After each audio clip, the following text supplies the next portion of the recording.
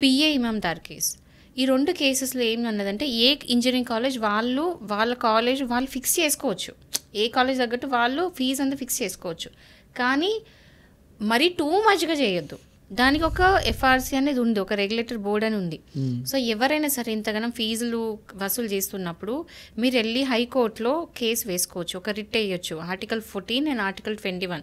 Article 14 వచ్చేసి ఏంటంటే right to equality కింద, అండ్ ఆర్టికల్ 21 వచ్చేసి right to life and liberty. ఏంటంటే ఎడ్యుకేషన్ రైట్స్ వయలేట్ అవుతున్నాయి ఇక్కడ. అంటే అందరికి సమానంగా ఇవ్వాలి. లేదు సమానంగా ఇవ్వకపోయినా పర్లేదు. కానీ ఇక్కడ ఎక్కువ ఫీజులు వసూలు చేస్తున్నారు కాబట్టి మీరెళ్ళి హైకోర్టులో కేసు వేయొచ్చు. అది కాకుండా కన్జ్యూమర్ ప్రొటెక్షన్ యాక్ట్ కింద కన్జ్యూమర్ ఫోరంలో కేసు వేయచ్చు. అంటే మీరు ఆల్రెడీ ఫీజు కట్టున్నారు అనుకోండి, మీరు వెళ్ళి అడగొచ్చు ఇట్లా అన్ఫేర్ ట్రేడ్ ప్రాక్టీస్ కింద.